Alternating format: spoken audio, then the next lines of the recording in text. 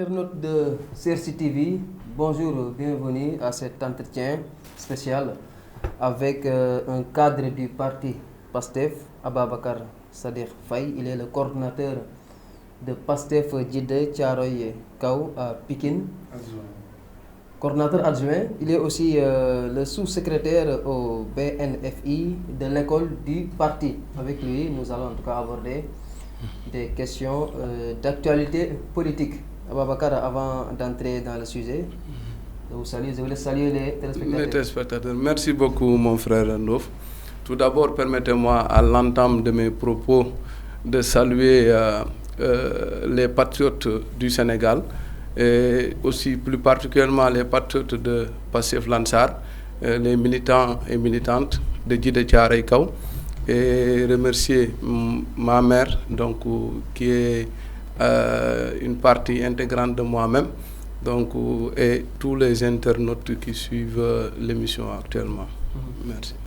Ababacar, comment avez-vous accueilli la décision du président Bassirou Diomaye Diakhar Faye de se séparer de son premier ministre Ousmane Sonko? Quelle analyse faites-vous en tout cas de cette décision surprenante pour... Oui, pour dire vraiment, j'étais profondément peiné. Et peiné à telle enseigne que je déduis que le président Bassirou Diomaye Diakhar Faye vient de démontrer à la face du monde un spectacle inédit qu'on n'attendait pas de lui. Parce que, vu le parcours de Pastef pendant 12 ans d'opposition et la position que Ousmane Sonko a eue à travers ce projet, le bâtisseur de ce projet, après des peines, après des douleurs et des efforts consentis pour tous les patriotes du Sénégal. Mais Diomaye aussi peut être considéré comme l'un des bâtisseurs de ce projet. Oui, on n'en disconvient même pas parce qu'il était dedans. Mais pour vous dire que cette séparation, ça veut dire qu'il y a une confiance entre nous. Parce que Pastef se résume par ses idéologies, c'est-à-dire par ses principes. Et parmi ces principes, on parle de la fraternité, on parle de la générosité. Et je pense que tout au début de notre trajectoire, Ousmane Sonko a fait preuve de ça. Et ce qui lui a poussé même à choisir Bassirou Diomaye Diakhar Faye, en 10 jours, il l'a élu. Et il en a fait avec pas mal d'autres patriotes qui sont aujourd'hui des députés, d'autres des maires. Donc on n'attendait pas ça. C'est-à-dire le fait de choisir quelqu'un parmi le lot et le désigner comme président de la République et qui a tenu un discours pour approuver ça. Dire que le président Ousmane Sonko, je me suis peiné pendant 10 ans pour le lire. Lui, il a fait que 10 ans pour me permettre d'être président de la République. Je pense que ça, il y a 2 discours donc à revoir et 2 démarches à revoir de la part du président de la République, Bassirou Diomaye Diakhar Faye, qui traduit une démarche atypique. Donc vraiment, ça m'a surpris, ça m'a vraiment fait peiner. Parce que quand on voit aussi des jeunes qui sont tombés à travers ce projet, des sacrifices, des ménages donc, qui se sont disloqués à travers ce projet, les Sénégalais ont peiné. Pour quelle cause? Pour une rupture, pour la confiance que Ousmane Sonko a placée donc, à l'endroit des Sénégalais, pour leur faire voter Bassirou Diomaye Diakhar Faye, et ça s'est traduit par cette séparation. Et je pense qu'il y a anguille sur roche, et je pense qu'au cours de notre débat, vous me permettrez d'entrer en profondeur dans ce sujet. Entre-temps, des choses se sont passées. Par exemple, des critiques, en tout cas venant de Pastef, soit des militants, soit de Ousmane Sonko lui-même. En tout cas, dès les premières décisions du président, en tout cas, les nominations qu'on critique, Ousmane Sonko, leader Pastef, on l'a vu même sortir dire qu'il y a un manque d'autorité dans ce pays. En tout cas, pas mal de choses, peut-être qui ont fait qu'on peut comprendre cette décision-là du président. Un premier ministre aussi qui, à chaque fois, il prend le contresens du président de la République. Ok. Finalement, est-ce qu'on ne peut pas comprendre cette décision? Non, le président Ousmane Sonko a ce qu'on appelle des principes. Et ces principes lui ont permis d'être là aujourd'hui, d'être aimé par les Sénégalais, par la sous-région, par tous les panafricanistes. Donc c'est par sa position. Ces principes, c'est quoi? L'amour de la patrie, c'est les convictions. Parce que les grands hommes, ils discutent de principes. Donc ces principes-là, donc il met le Sénégal en avant. Donc c'est ce qui lui a permis de prendre des positions pour que la rupture soit opérée. Parce qu'on avait vendu la rupture aux Sénégalais. Quand il aborde des questions stratégiques et systémiques pour se séparer de ces anciennes pratiques. Donc je pense que ça, c'est l'idéal que l'on attendait de lui. Vous estimez que le président est toujours dans ces pratiques? Oui, je pense que le président Bassirou Diomaye Diakhar Faye est dans une logique de continuer cette dynamique donc des anciens régimes, des régimes précédents. Parce que nous voulons une souveraineté. Et quand on parle de souveraineté, cela veut dire que nos ressources, il faut les gérer. Non, il faut agir pour l'intérêt du Sénégal. Il faudrait que la France-Afrique change de posture. Quand on dit la France-Afrique, c'est la posture du Sénégal avec les pays étrangers, avec les firmes internationales. Il faudrait que, comme le dit l'adage Olof sama bopp ma la gënal diw bañ naa la, il faudrait que le Sénégal soit au rendez-vous. Parce qu'on a raté pas mal de rendez-vous. Aujourd'hui, on a nos blocs, Teranga Yakar. Aujourd'hui, le Sénégal a du pétrole, a des ressources à exploiter, le phosphate. Et je pense que la démarche qu'on avait eue autant ne nous a pas permis de se développer. Et je pense que pour Paris-Cossé, vous me permettrez même de rappeler un tout petit peu l'histoire. Okay. Le discours que le président Ousmane Sonko a eu pour aborder cette dynamique de changement, je pense que Mamadou Dia a eu ce même discours. Maintenant, à quelle fin? Donc c'est la même démarche que Ousmane Sonko a entrepris pour que le changement soit systémique. Mais je ne sais pas ce qui a poussé Bassirou Diomaye Diakhar Faye à changer de manière très rapide de position et de discours, et que les Sénégalais voient vraiment le discours du président Bassirou Diomaye Diakhar Faye au début de son mandat et actuellement à 2 ans. Quand vous faites une interrogation, quand vous faites une réflexion profonde de ces deux discours et vous faites une opposition, donc vous verrez que le président a changé de cap. Est-ce que ce n'est pas en tout cas pour ces raisons que je viens tantôt en tout cas d'évoquer? Quand à chaque fois en tout cas on voit il y a des attaques. Le président lui-même lors d'un entretien avec la presse l'a dit. Des attaques en tout cas répétées qu'on voit, en tout cas un prémisse que, comme je te l'ai dit, à chaque fois on voit que si le président en tout cas va à droite, il va à gauche, des choses comme ça. Est-ce que en tout cas, en plus des attaques des patriotes, comme en tout cas on appelle les militants du PASTEF, à chaque fois que le président en tout cas fait un discours, choses comme ça, on voit des attaques. Finalement, est-ce que toutes ces choses-là ne peuvent pas provoquer une certaine frustration chez le président? Non, je ne pense pas que le président Ousmane Sonko est dans des attaques. Il défend des principes. Il défend la rupture qu'on a pas mal vendue. C'est-à-dire la gestion des fonds. Je pense que ces questions-là, ce sont des questions qui étaient là. Et où nous avons promis aux Sénégalais d'apporter des changements par rapport à la gestion de ces ressources-là, qu'on donne au président de la République, qu'on donne au Premier ministre, les fonds. C'est-à-dire qu'il faudrait que ça soit clair. Il est là pour que les fonds soient encadrés.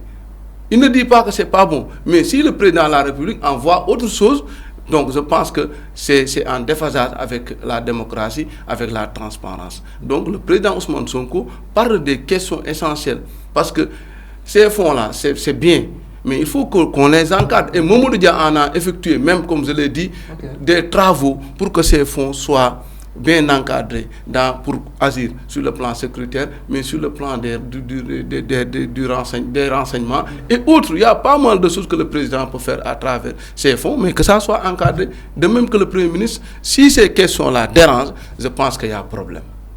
Je pense qu'il y a problème. Parce que le président Ousmane Sonko agit en tant qu'un républicain et personne n'est beaucoup plus républicain que le président Ousmane Sonko. Parce que c'est lui l'incarnation de ces valeurs cardinales-là.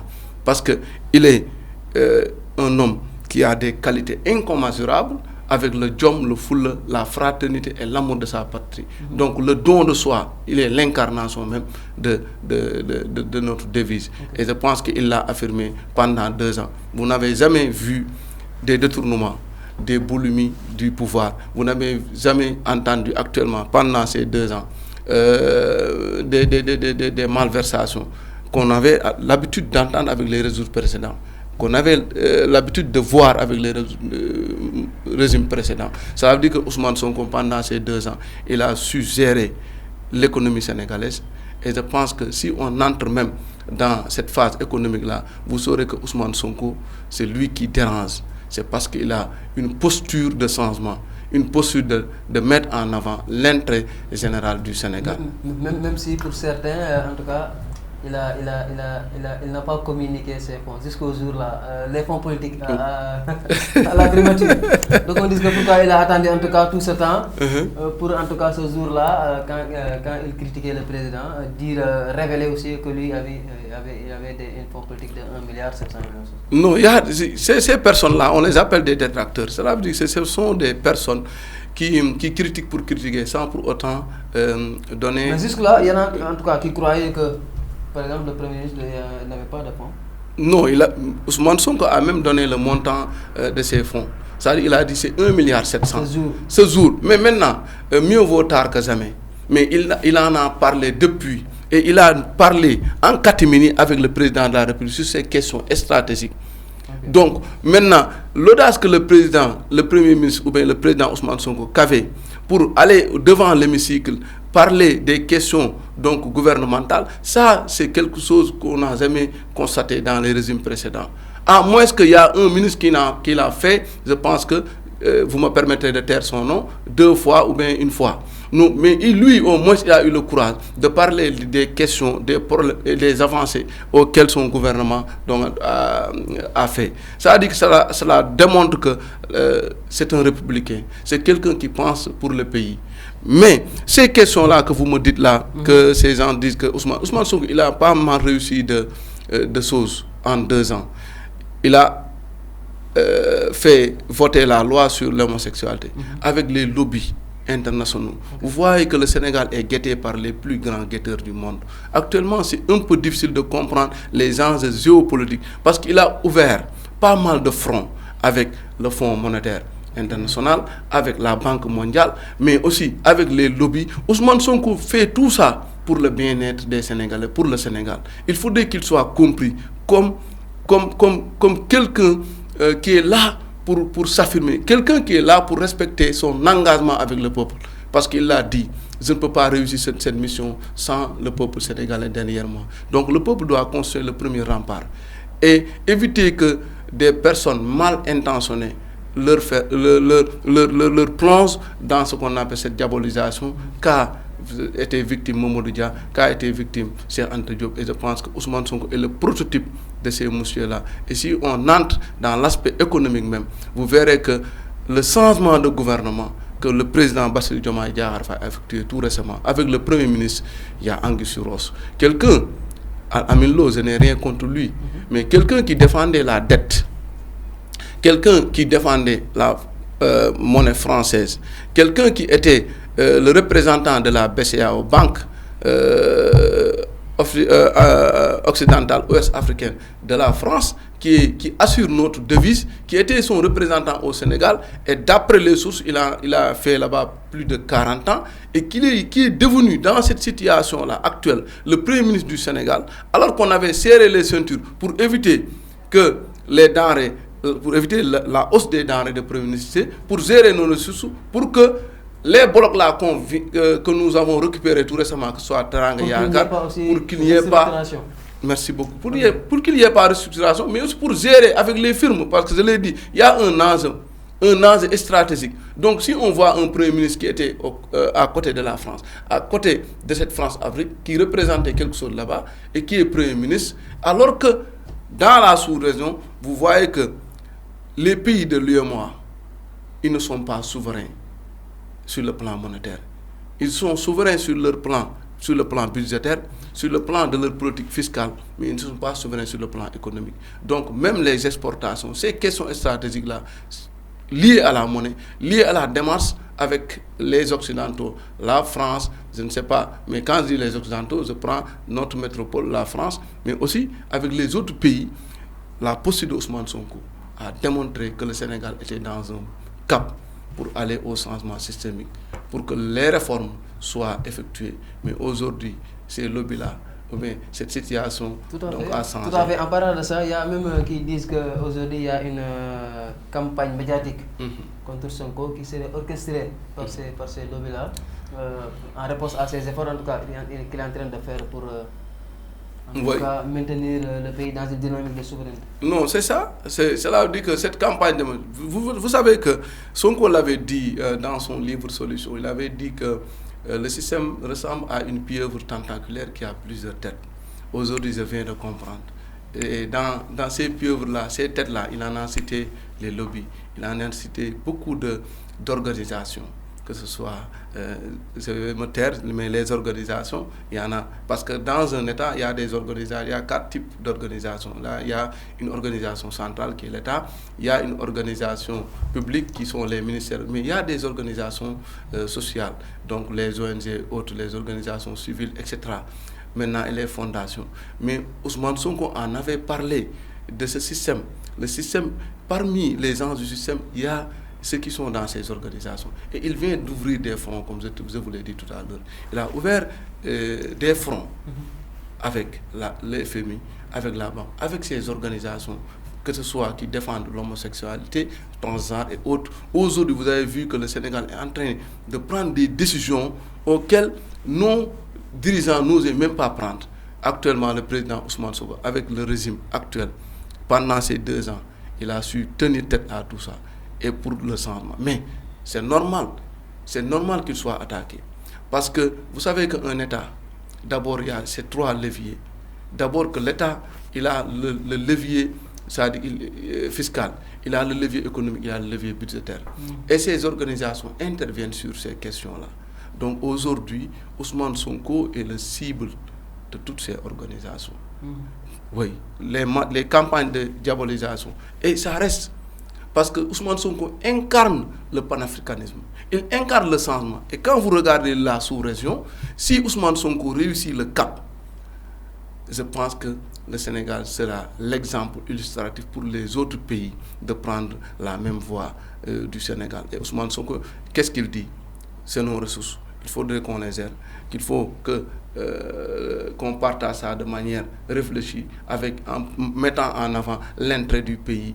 On n'évite pas de travailler avec vous, mais dans une logique d'approprier nos ressources d'abord et de définir les termes de référence auxquels nous allons continuer notre collaboration. De la sous-région, récemment, lors des questions d'actualité, nous avons vu en tout cas Ousmane Sonko a été interpellé sur en tout cas quelles doivent être les relations du Sénégal avec le Mali, en tout cas la coopération en matière de sécurité, parce qu'on sait que nous sommes en tout cas, il y a une ceinture de feu en tout cas qui nous entoure. Sur ce, oui, quelle appréciation, oui. Donc l'appréciation que j'ai sur notre sous-région, c'est qu'il faudrait que l'on soit unis. Il faudrait aussi que les organisations de la sous-région, que ce soit la CEDEAO, que ce soit l'UEMOA et les autres organisations, mais aussi que ceux qui sont donc au Sénégal, prônent pour la stabilité. Donc marche pour la stabilité de la sous-région. La paix, je le dis, la paix et la confiance sont les ingrédients du développement. Et ces ingrédients-là doivent être au rendez-vous. Et le président Ousmane Sonko ne fait pas de dichotomie entre ces deux-là, la paix et la stabilité. On devrait donc renforcer nos relations sécuritaires avec le Mali, la coopération sécuritaire. Oui, parce que le Mali est un pays voisin. Le Mali et le Sénégal sont des frères. Et quand vous vous rappelez de Modibo Keïta et de Senghor, je pense que nous étions ensemble avant 60. Donc, après la fédération du Mali, sur des questions de principe et des questions donc liées à l'organisation gouvernementale, je pense qu'on avait opéré une séparation avec la fédération. Mais la dynamique voudrait qu'on soit ensemble. Puisque actuellement, on est des pays frères, on est des voisins et on est dans un même espace géographique. Nous sommes obligés d'aller ensemble. Le Sénégal n'a pas de problème avec aucun pays de la sous-région. Et je pense que cette ligne-là est gardée et je pense que nous sommes bien conscients des enjeux liés à la sécurité. Avant de revenir en tout cas sur le Sénégal, les questions politiques, Je vais rester un peu sur la région africaine, parce qu'il y en a qui disent qu'en tout cas cette instabilité serait en tout cas orchestrée artificiellement par des grandes puissances comme Kiev et Paris. Comme la séparation entre Diomaye et... Non, Okay. je parle en tout cas du plan de l'instabilité. Oui. L'instabilité qu'on note en tout cas dans la région, la sous-région. Serait orchestrée par Paris et Moscou. Moi, je renvoie les internautes et ceux qui m'écoutent à l'adage que l'Afrique n'est pas pauvre, mais on l'appauvrit. Mais qui l'appauvrit? C'est une interrogation qu'on doit se faire. Donc l'interrogation, c'est que l'Afrique a des ressources. Et voilà l'importance de se poser les bonnes questions. Aujourd'hui, au lieu de parler d'économie, au lieu de parler des questions géopolitiques, au lieu de parler de savoir et d'encadrement de nos ressources, de collaboration, on nous amène à des débats très bils, très bas. Et nous ne devons pas l'accepter. Donc, ceux qui sont derrière tout ça, ils ne veulent pas que nous soyons dans la paix, nous soyons unis. Parce que je vous ai dit tout à l'heure que l'ingrédient du développement, même, c'est la paix. Quand tu n'as pas la paix, tu ne peux pas cultiver, tu ne peux pas faire la pêche convenablement, tu ne peux rien faire. Donc la paix est gaz donc, du développement. Donc actuellement, ceux qui sont derrière, ils ont commencé depuis. Les Occidentaux savent pertinemment que si l'Afrique se relève, si l'Afrique se développe, donc nous n'aurons rien à leur envier. Donc ça aussi, c'est une question qui nous tarote donc l'esprit depuis et qu'on ose aujourd'hui le dire par ce vent de souverainisme qu'incarne le leader de Pastef, qui de la révolution et qui dérange. Parce qu'il ose parler. Parce que quand on se rappelle de la conférence de Yalta, les pays ont leur pouvoir de disposer d'eux-mêmes. C'est-à-dire la souveraineté, c'est quelque chose qui a été acté. Mais souveraineté, entre guillemets, est-ce que nous sommes souverains?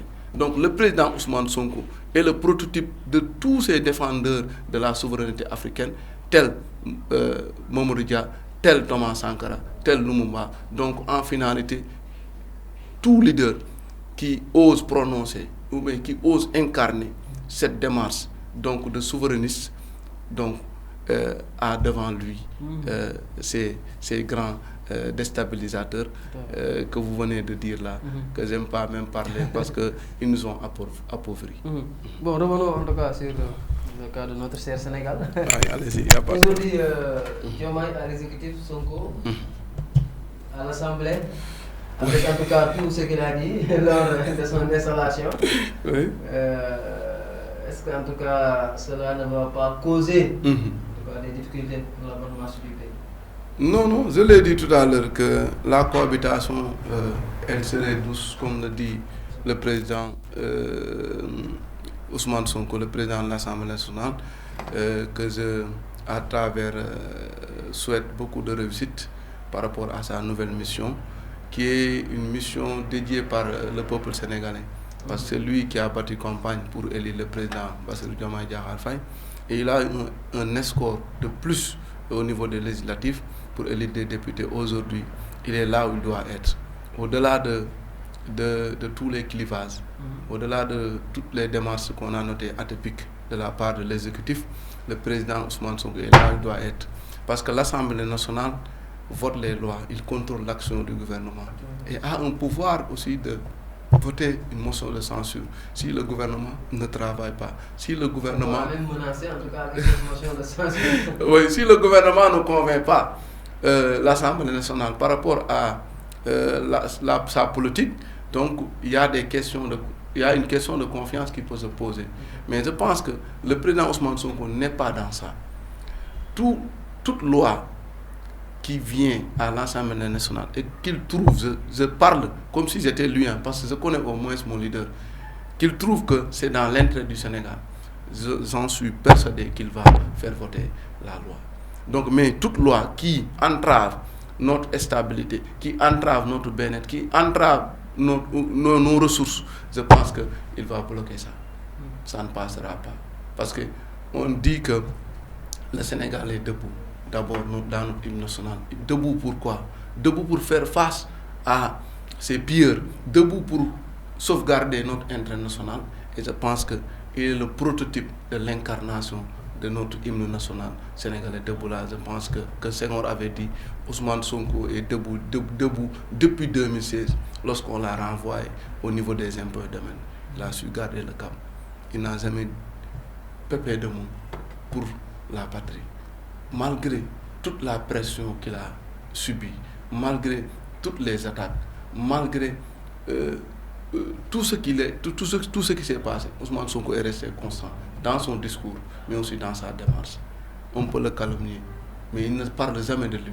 Il parle du peuple, il parle de l'intérêt du peuple. Et c'est ça qu'on attend d'un leader. Donc il est le leader attendu après avoir perdu Mamadou Dia. Et ce qu'il a fait, l'histoire retiendra. Ça restera une tache d'huile. Il faudrait que les Sénégalais gardent Ousmane Sonko.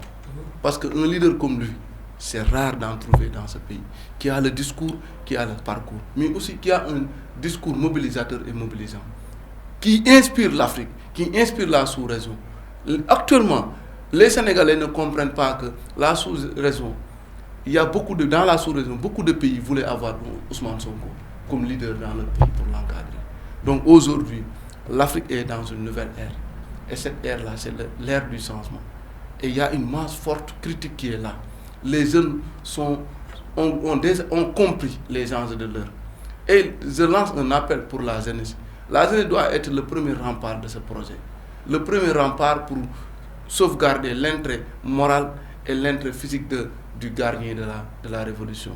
Parce qu'un homme courageux comme lui, qu'un homme qui aime son pays, qui aime l'Afrique comme lui, je pense que c'est rare actuellement d'en trouver dans ce pays. Le cas donc de la relation qu'il a avec son frère de parti, donc l'a démontré. Il a tout donné. Mais en finalité, qu'est-ce qui s'est passé? Je laisse un point d'interrogation sur ça. Bon, avant d'en arriver au congrès, le congrès de passé, je voudrais aussi par rapport au nouveau gouvernement, surtout aux défis, en tout cas qui les attend. Ce qu'en tout cas l'ancien gouvernement avait commencé à poser comme acte pour en tout cas le redressement économique, pour le paiement de la dette, pour éviter la restructuration. Aujourd'hui, les défis en tout cas qui sont devant le nouveau gouvernement pour redresser le pays. Les défis sont énormes. Les défis sont incommensurables parce qu'un pays comme le Sénégal, qui est un pays sous-développé, ce qui me fait mal, c'est que, vous me permettez de le souligner, c'est que le Sénégal n'a jamais eu une politique d'emploi. Ah bon. Depuis. Donc je pense qu'avec le ministre de donc, la LDR, les fonds IPSA, ce n'est pas une politique. Non, ce n'est pas une politique d'emploi. Élaborer un document de politique d'emploi nationale. Okay. Le Sénégal n'a jamais eu ça. Avec le ministre Moustapha Ndiéké Sarré, qui était le ministre de la formation professionnelle, il était dans la finalisation de ce document. C'est ce qui me fait mal. Il avait déjà... Son successeur va le continuer? Non, ouais, mais c'est ce qui me fait mal. Ça veut dire qu'il y a un travail entamé par le président Ousmane Sonko avec son équipe. Donc, de modernisation, de plan de redressement. Aujourd'hui, pour éviter la restructuration. Parce que la restructuration n'est pas bonne pour le Sénégal. Le Sénégal donc, a des ressources. Et quand on restructure, donc on recommence à zéro. On a une dette de 119%. Maintenant, si on restructure, les orientations vont être prises par le FMI et les institutions de Bretton Woods. C'est eux qui vont donner les orientations et stratégies. Vous recommandent d'enlever peut-être les subventions et autres. Cela dit que actuellement, ce gouvernement a du pain sur la planche. Donc, a un gros travail à faire. Je pense que c'est ça qui me fait mal, le fait d'interrompre un travail de qualité centralisé au niveau de la primature par le premier ministre Ousmane Sonko pour contrôler les actions du gouvernement et tous les détails au niveau même des ministères. Ça dit que parce que le Sénégal en a besoin, parce que les ressources qu'on perd, ces fonds qu'on perd à travers des voyages, à travers des futilités, il a su serrer la ceinture pour gérer la gestion du pays. Parce que l'FMI avait refusé.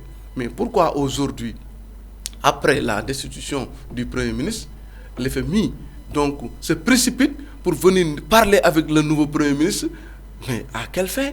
Ça dit que donc, ils ne veulent pas, ces institutions de Bretton Woods, ils ne veulent pas nous aider à se relever et éviter d'emprunter, de contracter des dettes, d'aller, donc même si nous ne pouvons pas les éviter dans notre processus de développement, mais d'aller financer nos projets à partir des moyens, des ressources endogènes. Maintenant, aujourd'hui, on voit qu'ils viennent pour négocier avec le président Bassirou Diomaye Diakhar Faye et son premier ministre. Il y a Anguille sur Roche. Mais ils avaient déjà annoncé ça quand même.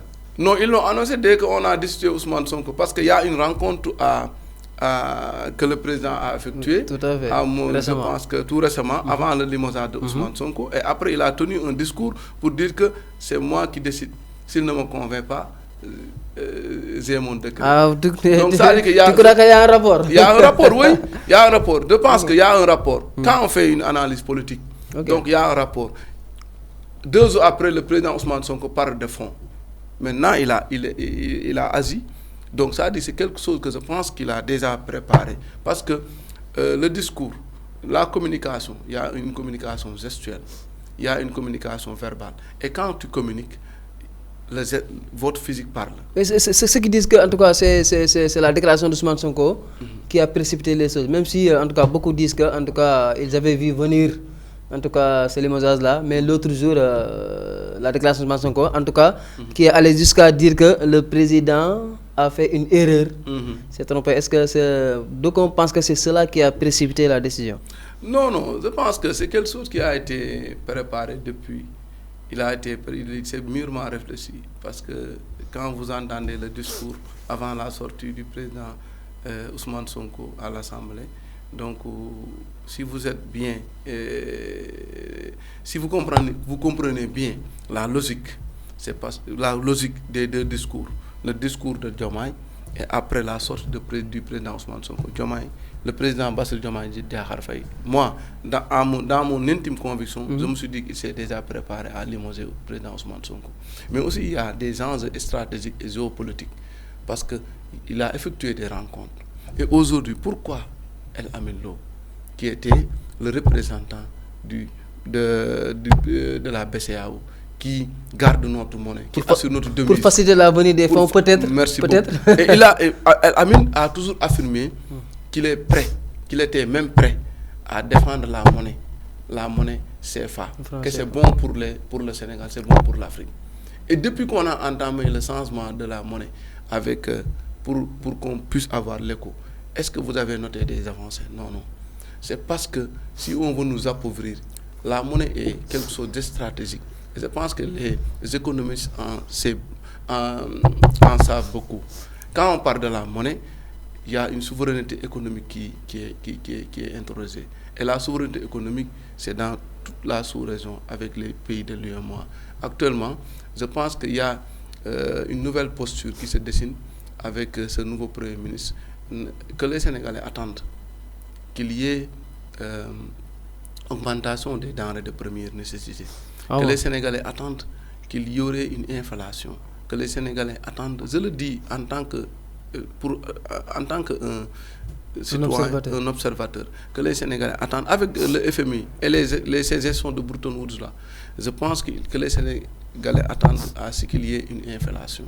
Parce que l'État, comme on le dit, il a un rôle d'équité et de justice sociale, donc avec la répartition des ressources. Mais à travers l'impôt, l'État va distribuer les ressources et les taxes. Mais maintenant, si on contracte d'autres dettes, si on prend d'autres engagements avec ces firmes-là, ils vont nous redéfinir notre plan donc stratégique pour développer ce pays. Ça, ils vont dire qu'il faut augmenter ça, il faut ces taxes-là, il faut les augmenter, il ne faut pas faire de subventions. Et tout ça, c'est le panier ménagère qui va supporter ça. Et le président Ousmane Sonko avait eu l'intelligence de ne pas faire de restructuration, de gérer avec les Sénégalais. Parce que Al-Qur'an, dans le Coran, on dit que inna ma'al usri yusran. Donc avant que ça soit facile, il faudrait que ça soit difficile. Vous soyez dans la difficulté et après la facilité va en suivre. Donc c'est ça, il faudrait qu'on pendant 60 ans de retard, on ne peut pas venir d'un jour avec une dette énormissime de plus de 4 000 milliards. On ne peut pas venir du jour au lendemain et recommencer la belle vie et vivre comme on le veut. Non, non, il faudrait que les choses soient un peu dures, mais c'est dans un temps bien déterminé. Et c'était ça que le président Ousmane Sonko avait voulu faire. Okay. C'est-à-dire pendant 2 ans, on serre les ceintures, 3 ans, mais après cette économie endogène-là qu'il avait commencé à implanter, donc va enclencher le développement et que les Sénégalais seront dans de très bonnes conditions. Mais aujourd'hui, il faut savoir que les Sénégalais vont supporter les engagements pris par ce nouveau gouvernement. Et je pense que le temps nous donnera raison, Inch'Allah. On verra. Premier congrès du parti PASTEF, Ousmane Sonko investi, en tout cas en tant que le président du parti. Donc, c'est lui en tout cas qui sera le candidat parce que maintenant les choses sont claires. Diomaye n'est plus Sonko, Sonko n'est plus Diomaye. En tout cas, Ousmane Sonko a lancé donc sa propre voie vers 2029. Une cinquantaine de partis aussi, qui a en tout cas une partie de partis et mouvements qui ont rallié PASTEF, qui ont fait fusion avec PASTEF. Oui, mais je me réjouis de ça parce que je pense que l'histoire retiendra. C'est une première même dans l'histoire du Sénégal qu'un parti politique organise un congrès si grandiose qui a mobilisé plus de 553 représentants du parti. 553 représentants, donc qui ont voté à l'unanimité le président Ousmane Sonko. Après un processus de candidat à la candidature, géré par la HARP, qui est cet organe de régulation. Et c'est sa seule candidature qui a été retenue? Non, oui, parce qu'il y a des critères et on a respecté ces critères. Parmi ces critères, je peux citer, il y a la cotisation, donc il y a d'autres critères. Donc tous ces critères-là, si vous les respectez, vous pouvez aller donc déposer votre candidature et discuter avec le président Ousmane Sonko, le président du parti. Mais je pense que ça aussi, quelqu'un qui ose affronter le président, même si la démocratie vous... il y avait d'autres candidatures? Non, il n'y en avait pas. Okay. Moi, j'avais voulu poser ma candidature, mais face à Ousmane Sonko, notre président de parti, je pense que donc, je ne sortirai pas vainqueur. Parce que, comme je l'ai dit, la démocratie donc, nous permet à chacun de s'exprimer, de donner sa liberté par rapport au choix. Mais aussi, la logique voudrait que Ousmane Sonko, le président du parti, soit investi. Parce que c'est lui qui est l'incarnation même de ce projet. Et on a voté à l'unanimité et je pense que c'était un élan décisif du parti. Et c'est acté. Vraiment, c'est quelque chose que l'histoire retiendra, comme je l'ai dit tout à l'heure. Et vraiment, c'est un honneur de voir encore une fois le président Ousmane Sonko réinvesti comme le président du parti. Parce que vraiment, c'est lui le guide de la révolution et qu'il a un grand chantier à faire avec les patriotes pour le changement systémique de ce pays. Nous venons actuellement de commencer la politique. Ah bon? Oui. PASTEF était dans l'opposition pendant 12 ans. Mais c'est la première fois que PASTEF effectue une cérémonie de cette envergure pour investir le premier congrès passé pour investir le leader Ousmane Sonko. Il semble que vous êtes aussi retourné à l'opposition. Non, actuellement, nous sommes à l'Assemblée nationale. En même temps aussi, je pense qu'on aura le temps de faire nos activités, descendre sur le territoire national et de parler avec... Mais actuellement, vous êtes opposant au régime? En tout cas, actuellement, ce régime-là, c'est le régime au régime actuellement. Non, c'est le régime. Même si oui, c'est le régime de PASTEF. C'est le régime de PASTEF. C'est là la contradiction. Quand je dis opposant, c'est dit par rapport aux idées, par rapport à la démarche. C'est PASTEF qui s'oppose à PASTEF actuellement. Non, mais c'est ça qui fait le charme de la démocratie. Je l'ai dit tout à l'heure que les grands hommes discutent de principes et de principes. Les moyens vont parler d'idéologie. Et les faibles vont parler de détails. Nous, on est dans les principes. On peut être dans une même structure et on n'a pas les mêmes visions. Je pense que chacun peut s'opposer à l'autre par rapport à la vision. Mais aujourd'hui, avec avec l'organigramme même de notre pays, avec l'exécutif incarné par Diomaye et le législatif incarné par le président Ousmane Sonko, on est dans du bicéphalisme, comme on dit. Actuellement, on peut avoir des idées qui vont dans le même sens, mais on peut avoir des idées qui s'opposent. Donc quand je dis opposition, c'est qu'il y aura des actes que nous allons poser dans le cadre donc de répondre à notre appel qu'on avait effectué en étant à l'opposition, cet appel-là, c'est la rupture. Donc nous allons rester sur ça, garder nos ressources, c'est des questions stratégiques, mettre en avant l'intérêt du Sénégal. Ça, si on constate que le président ne rime pas avec cette dynamique-là, donc je pense que nous allons s'opposer avec lui par rapport à ces questions de principe. Jusqu'en 2029, et vous êtes convaincu que vous, en tout cas, une fois Sonko candidat 2029, vous allez prendre le pouvoir? Oui, non, ça, comme on le dit, quoi, Ousmane Sonko, ce qui l'empêche d'être président de la République en 2029, c'est que les élections se tiennent. C'est que les élections se tiennent. Si les élections se tiennent, il sera président de la République du Sénégal. Ça, je n'en doute pas. Pourquoi toute cette assurance? Non, je sais que c'est le leader le plus aimé au Sénégal. Malgré il y a des détracteurs, il y a vraiment des propos donc vraiment qu'on n'aime pas entendre à travers. Mais c'est la politique, on l'accepte. On ne peut pas avoir tout le monde dans notre champ. Donc on ne peut pas avoir tout le monde donc, dans notre chemin.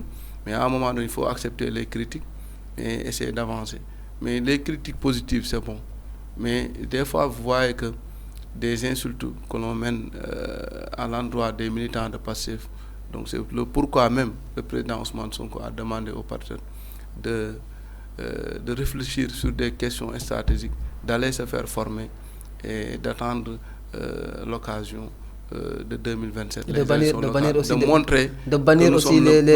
bannir les injures. Oui, il faut les bannir parce que Pastef n'est pas patriote, quelqu'un qui est dans les invectives. Peut-être que des fois, en 2021, nous étions confrontés à des situations de, comme on le disait, gatsa. Toubab disait dent pour dent, œil pour œil. C'est le contexte qui expliquait l'acte. Expliquait l'attitude de ces partenaires-là, des partenaires. On ne peut pas reculer en dépensant le mur. Des fois, il faut savoir dire non. Donc, ces réactions-là, ce sont des réactions de défense. Ce n'est pas l'habitude ou bien le comportement des partenaires. C'est parce qu'on ne peut pas se laisser faire. Mais aujourd'hui, on a un pays à faire, un pays à construire. Donc, il faudrait changer de dynamique. D'ici 2029, que les partenaires soient formés, se préparent pour ces questions stratégiques-là, pour être à la hauteur. Donc, c'est le pourquoi le président Ousmane Sonko a lancé un appel solennel à tous les partenaires de ne pas rester dans ce camp-là de gatsa, parce que ils vont nous retarder. Le mieux, c'est de se former et préparer l'avenir pour répondre aux besoins des Sénégalais. Avocat Salifay, nous sommes arrivés au terme de cet entretien. Quel sera votre dernier mot? Oui. Tout d'abord, un sentiment de satisfaction. Encore une fois, vous remercier de l'invitation que vous m'avez offerte. Ça m'a permis un tout petit peu de développer quelques points liés à la situation nationale de la sous-région, peut-être internationale. Ça m'a permis aussi de parler un tout petit peu de ces événements, parmi, je peux dire, le congrès que le parti vient de terminer. Et je salue les efforts consentis par les partis. Après le congrès, il y a le meeting et ils ont vraiment marqué le pas. Ils ont démontré que le PASTEF est le plus grand parti donc, du Sénégal. Et cela dit qu'aujourd'hui, les Sénégalais sont prêts à accompagner ce projet. Et je pense qu'il y a deux phases décisives. La première phase, ce sont les élections locales. Et nous sommes prêts à partir sous la bannière de PASTEF, comme on l'a fait aux élections législatives. Et après, la deuxième phase, c'est les élections de 2029, où nous allons, Inch'Allah, par la grâce d'Allah, élire notre cher guide de la révolution, le prototype de Mamadou Dia, l'incarnation de la fraternité, l'incarnation du don de soi, l'incarnation de toutes ces valeurs cardinales qui est le président Ousmane Sonko pour qu'il soit le président de la République du Sénégal. Et nous tenons à l'accompagner, Inch'Allah, par la grâce d'Allah, pour changer systématiquement ce pays, Inch'Allah. Merci Ababakar Sadiq Faye. Je rappelle que vous êtes le coordonnateur adjoint de PASTEF de Djiddah Thiaroye Kao à Pékin. Merci. Aussi le sous-secrétaire au BNFI de l'école du parti. C'était tout, amis internautes. À la prochaine. Merci.